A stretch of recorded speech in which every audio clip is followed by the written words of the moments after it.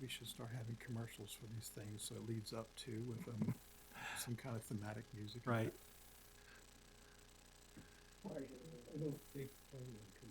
Okay. Is he Zoom? Is Dave zooming in? Okay. So who do we have on? Do we have anybody on Zoom?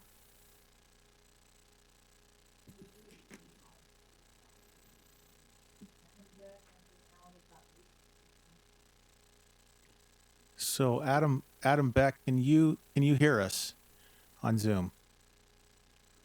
Yes, I can hear you. Fantastic. Thank you.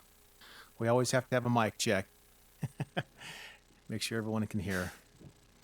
All right, welcome everybody this afternoon to our special public meeting, Board of County Commissioners. We have Commissioner Sakovich and Commissioner Lee here, and all rules will be the rule will be suspended so that I can second motions.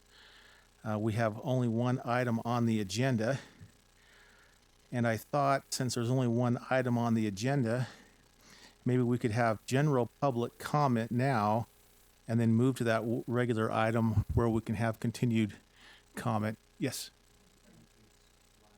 Okay, we'll wait. So for those on the line, it looks like we're trying to get our YouTube streaming going. So if you could just hang on 1 second.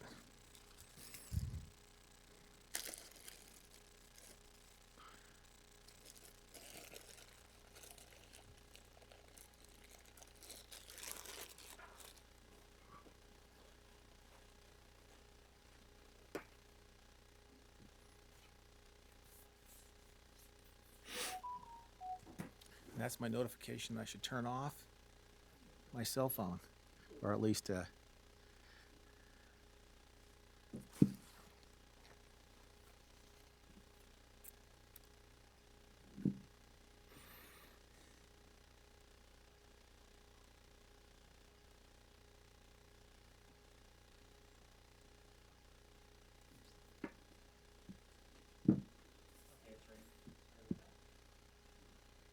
All right, great. Thanks. For those that are on YouTube, welcome, and for those that are on Zoom, welcome. We're going to start our agenda. We have one item on our regular agenda, plus we also have public comment. Typically, what we do on public comment, if it's something other than our regular agenda item, outside of that, you can speak. Is there anybody that has public comment that is general in nature, not specific to the one item that we have? Because we'll address that when it comes up. Any on the Zoom call? Okay.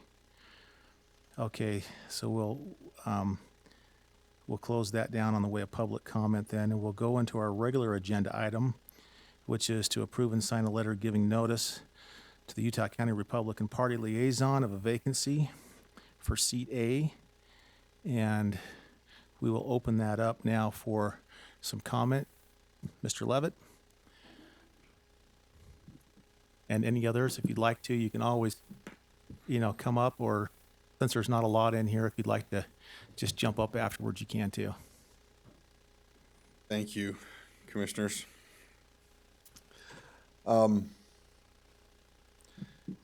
As you will recall, last week we were here, and I asked you to postpone your sending the notification to the state party, or to the county party, and I did so so that I could fulfill my obligation under Utah law. And if I can speak to those that are listening, Utah law, specifically 17-18A-603, vests in me as the county attorney the obligation to call to the attention of the state legislature or the county commission any defect in the operation of law, and gives me the responsibility of suggesting and assisting in presenting an amendment to changing, to correct the defect. That was the spirit in which I stood before you last week to say, please give me 2 or 3 days to look at this and to come back with my conclusions as to where we are with regard to this law. As you know, I wear many hats as a county attorney, and this experience has only amplified that belief for me. Number one, I am your civil legal advisor, tasked with giving you advice for how to run the county. That was also why I was standing in the context in which I asked you last week to hold off so that I could make a recommendation as to whether there should be any effort on the part of the county to seek a declaratory judgment or anything like that. And so I'm speaking right now as your civil advisor. And my advice to you as the civil advisor to the county commission is to say that your statutory duty is to notify the political party of the person who is vacating the seat. You're to do that within 10 days of the vacancy, and my legal advice is that you do that, which of course is what your intent was. My also will say to you as the civil lawyer to the county that I don't see any reason to seek any kind of declaratory assistance through the court in how to interpret this statute. As far as asking a court on the part of the county to do that, I think that you should send the notification and close the matter as far as the county is concerned. My job also as the county attorney is to represent the state of Utah as the elected prosecutor. And that is a power that is separate and distinct from my duty to be the civil advisor to the county commission. And the problem that I expressed last week, and maybe I inartfully combined both of those duties into one discussion, so that it wasn't real clear for people that I was operating both as a county attorney, as a civil advisor, but also as the elected prosecutor. But speaking now in my role as the elected prosecutor, the law requires that there's a vacancy, that the party to which the former commissioner belonged. Now I'm getting text notifications. That they appoint a successor according to their rules, according to their bylaws and their constitution. And failure to do so in accordance with their bylaws and constitution, quite literally constitutes a Class B misdemeanor to potentially to the party or anybody else who participated. And so as I waded through that, it caused me a fair amount of angst on a lot of levels. The first is I also stand as a member of that party. I am a member of the Republican Party. Indeed, I am a member of the Central Committee of the Republican Party. And so, I face a bit of a conflict of interest, frankly, as to whether the party to which I belong and the body to which I belong in voting for a replacement, how do I exercise that with my duty as the public prosecutor if, in fact, the Republican Party does not follow its bylaws and constitution? You could always find yourself, right? I could find myself, that's right. I've looked at this from a lot of different angles. I've looked at this through the perspective of the deputies in my office who have also spent a considerable amount of time with this. One of the issues is that you have the state legislature delegating authority to the county party to decide what its bylaws and constitutions are. And so the requirements of the law actually change, not by the legislature, but by the party, which has concerns as far as the constitutionality of it. Let me just sum everything up instead of rambling on. Here's what I believe. I think that it's the bylaws and the Constitution of the Republican Party state quite clearly that the Central Committee is the electing body to find the replacement. That's without question whatsoever. What my concern was the fact that members of that Central Committee have not been elected at the normal caucus meetings, which typically take place in March of the odd year being the even year, 2020. Those caucus meetings did not occur because we were in the middle of a pandemic, and they have never occurred since. And so I think that it's safe to say that this election that will be held by the Central Committee will take place without caucus meetings occurring. And there will be some that will allege, maybe correctly, that the party has not followed its bylaws and constitution in so doing. But we're finding ourselves in a situation, as I reflect back on this last year, there's lots of firsts in American history here. The first time in American history, Supreme Courts across our land have suspended jury trials. A basic fundamental constitutional right to which Americans in Utah County only became able to have a jury trial this last week when Utah County held its first jury trial in over a year. That decision was made by well-meaning, thoughtful people doing their very best in difficult circumstances.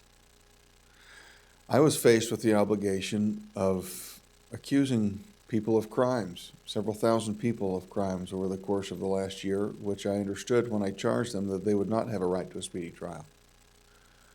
And as I've grappled with what my own duty is in wading through that, I have proceeded nevertheless with caution, using my best judgment, understanding that this is an unusual, in fact, an unparalleled time. And so I believe that the same deference that we've given to the court system, the same deference that I expect for myself and how I've conducted my duties, is what we should be looking at in a situation like this with the members of the Republican Party. That despite the fact that they may not have been able to follow their bylaws or constitution to the letter, these are people who are doing their best job in difficult circumstances, and while they may technically open themselves up for prosecution under the circumstances, it's not something that I'm going to pursue, not only because I don't see any criminal intent on the part of people to mess with the law, but also I understand that people are just trying to do their very best, and I applaud them for that. Nevertheless, it is incumbent upon us to do a couple of things. Number one, that we return our society to normal as quickly as possible, including holding caucus meetings, so that this treasure that we have in Utah of a caucus convention system is not lost in the name of a pandemic. Number two, it's incumbent upon me as the county attorney to follow my statutory duty and to advise you, and in so doing, I'll send a letter also to the state legislature that says this law has problems. It would be a much different thing if the law said, directed the party to elect a replacement by a majority vote of its governing body or its central committee or something like that, so that the party didn't have the discretion to set its own rules, but simply say, have your central committee do it. That would cure any questions of constitutionality. The other thing, though, that we need to recognize that there likely will be a time in Utah when an unaffiliated candidate is elected to a position. And I will give you this hypothetical. If Mr. Ainge had resigned his party membership on a Monday, the Monday before he resigned, and if he had then resigned his position on the Wednesday, as he did, and he did so as an unaffiliated candidate, there would be no provision in the law to select his replacement. Because the law requires that the replacement be selected by the political party to which you belong. And that's something that does need to be changed, so that we don't have any impression whatsoever that we as a government have a body of laws that favor those who wish to seek the ballot or be on the ballot as part of a political party or not. So that was a long way of saying send your notice, but I appreciate you allowing me the time to give you my rationale. Any questions? Nope, thank you. Thank you. Okay, we will, a process that we can follow is that we'll open it up for further discussion here in the room and also on Zoom if there's any comments to that. And then after we open that up and give the public an opportunity to comment, then we'll pull it back up here for the commissioners to discuss and move. So the public comment period now is now. Any in the room? Seeing none, is there any Alice on Zoom?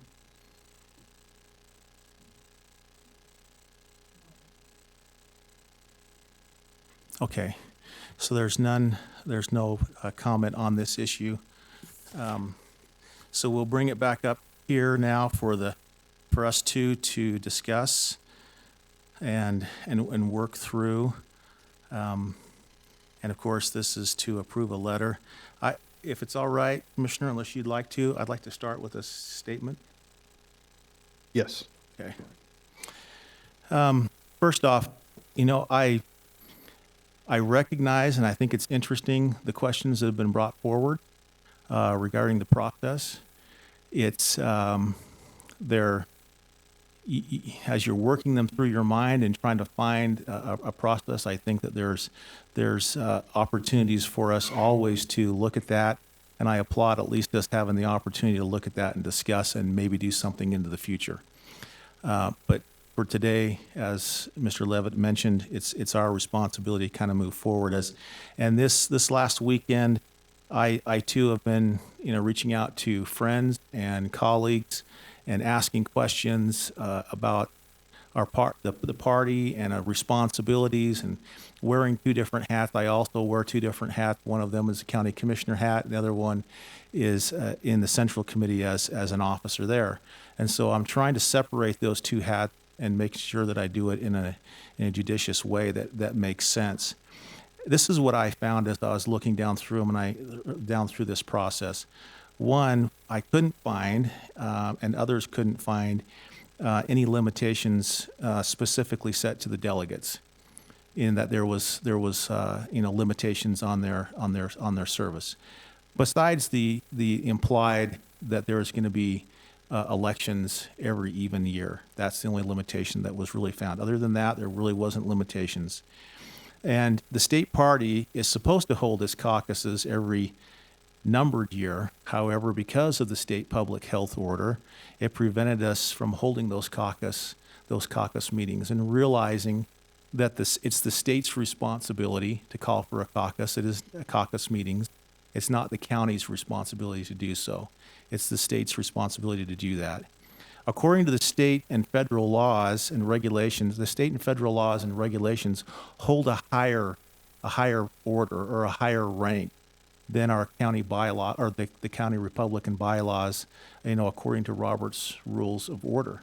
And so as a party, we are bound to follow regulations and federal or state laws. And so because there was an emergency declared and because there was regulations and laws that were put into place and orders that were put into place, the party itself was bound to follow those. And because there's no expiration date on the delegates' term, and the delegates elected in 2018 are still the sitting delegates with some exceptions. There's exceptions of those delegates that are normally replaced, through a process that the respective states and counties have. If somebody moves, there's always a process for that to take place. according to the state party's documents, even though the health order changed a couple of weeks ago, they still can't hold a caucus meeting until 2022 because our bylaws state that it's every even year. So for us to hold the caucus meeting this year would be going against our own bylaws. And so that process of even holding that, so it puts us in conflict in multiple different areas where it seems like we possibly, well, why don't we just hold a caucus meeting? We're not underneath the same because the health order's changed a little bit. Will we be going against our own bylaws already to do something of that nature? So for me as a county commissioner, I think the responsibility that we have is pretty simple. It's plain, and that is to follow the law that we have and send a notice within that 10 days, that 10-day period of time, and that takes that one hat that we wear as commissioners, and that is to follow the law, and the law is to send that notice, to the Republican Party in this case. And so for me, I intend to vote accordingly and to do that, because I think it's important for us to, go through the process and follow the responsibility that I have sitting up here as a county commissioner in regards to a vacancy. Commissioner? Yeah, I think it was March or April last year when our state party chair, I'm a member of the State Central Committee now, a county central committee, as well as a commissioner, so I have multiple hats also. But the state party chair mentioned last year that given in the bylaws there was no end date specified for delegates, that after legal advice, they would just simply continue everyone in their current capacities. Given, yes, some will move, some will be unable to continue to serve. That was noted, but basically to continue on those who were elected in 2018. And in this current situation, the commission has had Commissioner Ainge here by phone for perhaps once or twice a week for meetings that were both administrative as well as during this particular session here, these kinds of sessions. And he had mentioned that because of the conflict he was facing, he was unable to completely serve as fully as he would like to. And that would actually begin when he began his training on February 28th. So we're about close to a month now.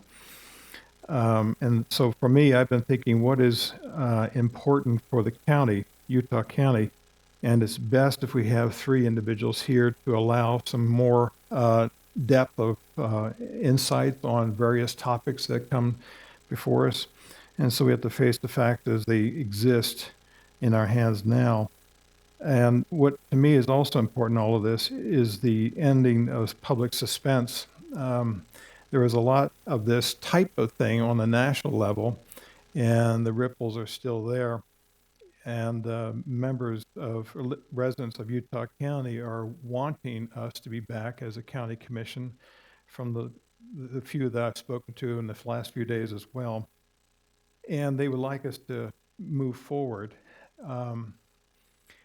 The suspense the public has had might be magnified on our actions, and to alleviate that, I'd like to make sure that we address this vacancy as soon as possible. Candidates have begun their campaigns. They have started, I think, the day of the announcement on Facebook, texts that I've seen, emails. I know of a few that have published their names. A few others have not, but there's somewhere between 6 and 10 people that are very keenly interested in this role and have begun to reach out for funding, for advertisements, to reach out to connections for extending their reach for to compete with this position. And so everything is in motion, and then essentially it's just a matter for the commission to do its part at this time. And so in order for that, and I guess I should add one other thing, that if it's held any later than, if it's held, say, during a county convention, which is the last Saturday of April, then if that will add about another couple of hours to their convention. Again, I've served in the state central committee and been part of other conventions, and that would add a great amount of time to their meeting. So with that stated, given the need for free seats in Utah County and to end the suspension for the public, because I think what affects Utah County affects the rest of Utah in many, many respects. I'd like to summarize by making a motion that we approve and sign a letter giving notice to the Republican Party of the Utah County as of this date today. Okay. And I fully agree that we need to give notice. The time, though, I disagree with in sending it right away. And I'd like to, so let's see. I'm not going to give that second, so the motion currently fails for lack of second. But I would like to have some further discussion. Please, yeah. And I've reached out to the party, and I'm assuming you have as well, asking kind of their preference for it. Their leadership has notified me and let me know that they would actually prefer to receive the notification on a Thursday or Friday of this week. Say it was Thursday. That's their preference. I think that as party leadership, when they mention that to me, that's of note to me that they would prefer it that way. I did ask them some questions because I had some questions about that. I asked them about the increased number because it does bring a certain amount of excitement to a meeting, and they don't necessarily see that from my conversations as a negative. They said that they would that will bring more attention, and maybe those then when we have the convention on Saturday. There'll be more people there to be a part of the process. I then was concerned also about the numbers of people. We still have rules and regulations that are in place. Now, this will be after the April 10th deadline. I was concerned, though, about the number of people there, and I felt comfortable in what they were saying and how they were looking at possibly mitigating some of the health concerns.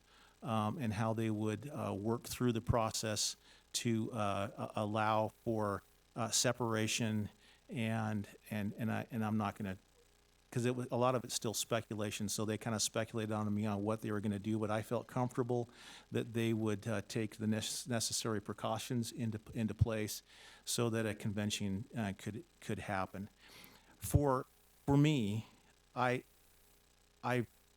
fundamentally believe in the caucus to convention system. I've worked in it, seen it, been elected through it, and we have not had that for a year now. And I think that that's a detriment. It's a detriment. We see that as a problem. One of the reasons why I like the convention system and going to a formal place is because when I'm vetting candidates, I want to see them eye to eye. I want to be able to ask the questions. I realize that there's going to be some other opportunities possibly for people to go and see them at different venues, but there's something about a convention, through this process of caucus to convention system that just allows for discussion, and it allows for being able to hear other discussions with candidates, and I personally like that. And that's one of the areas where I see when party leadership is asking us for the date, and they're trying to adhere to possible all scenarios when it comes to health regulations, and in some cases they see it as a positive for individuals to come for the second part, which is the organizing part with the delegates as well, and they see that as a possible benefit. I would prefer that we go to the next Thursday in sending that letter to give that opportunity for that. And so I would like to make a motion that we do send this letter, sign and send this letter this next Thursday. I can't remember what the date is this Thursday. This Thursday, which would be electronic on an email, and then also would send it in paper form. The, Be Or- 25th. for the 25th of this month. That's my motion.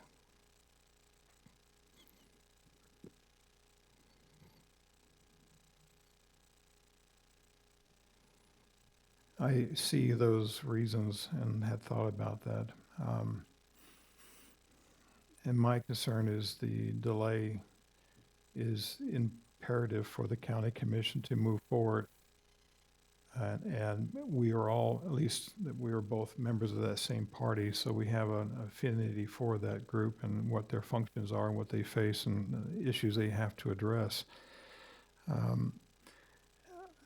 Considering the topics that are coming up, it would be best if we had a third member sooner than the 20, after the well, we wouldn't see that member until, let's see if it's Saturday the 28th.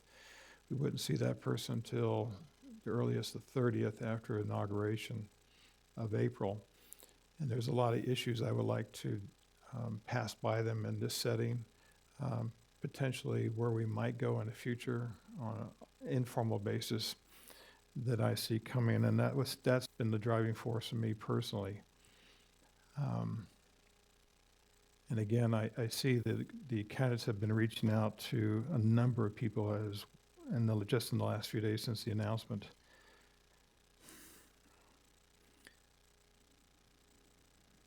I'd like to make an alternate motion that we,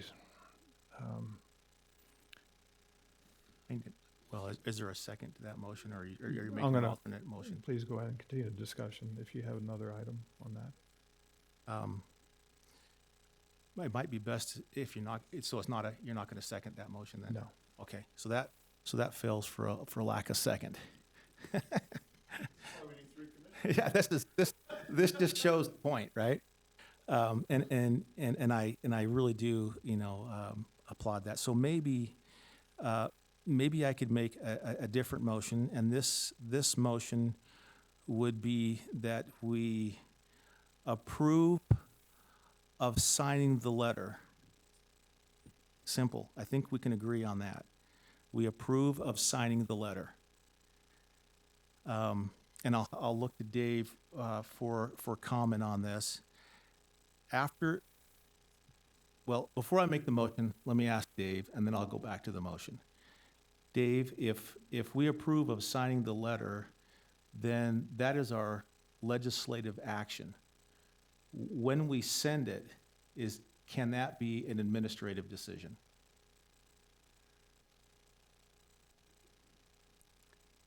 Well, it still is a commission decision. Yes, it would take So it's still consensus from the two required, of so it really doesn't, you don't need to differentiate between, it's the same body that takes both actions, so it really doesn't make any difference whether you construe it as one or the other. So if there's, Because it's a commission action. The If it's- difference is that we have two different dates in mind, which you obviously Right. see. And I mean, so if we say that we agree that we want to sign the letter, but then, and we, and then we need to agree, can we agree outside of this meeting on when we send that letter? Well, that should be a commission decision made in a commission Okay. meeting. yeah, I Okay. see them both as same legislative action. Okay, But another option would be to not take action today and to continue the matter until our Wednesday meeting. That would be another option. right. If you don't have a, That's the default option, since if you can't get agreement, then that just becomes the. right, Right. as long as you put it on that agenda. So there's a couple options as I've researched this. There's the option that we come to an agreement and send it, and send the letter at whatever date, or we don't come to an agreement, and then after the 10 days is over with, the party goes forward as if we sent the letter. Those are the two options, one of, I mean, there's probably three options in the way of dates and so forth, but. Party has the option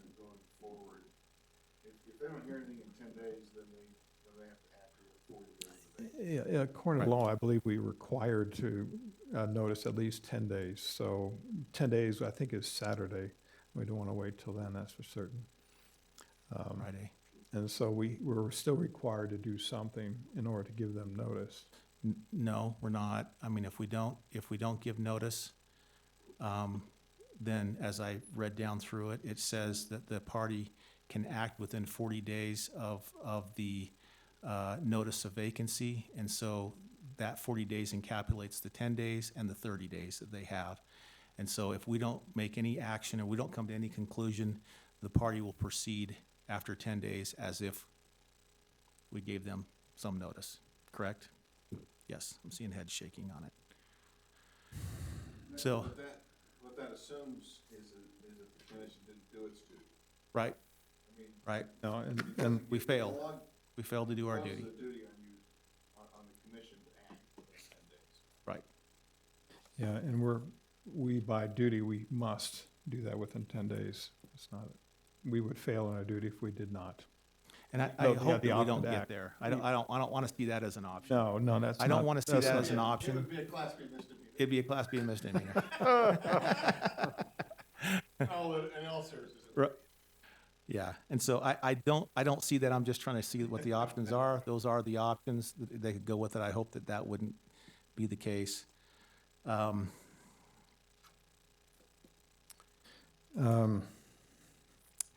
Then with that, those options that have been shared by our civil and county attorney, I withdraw my motion.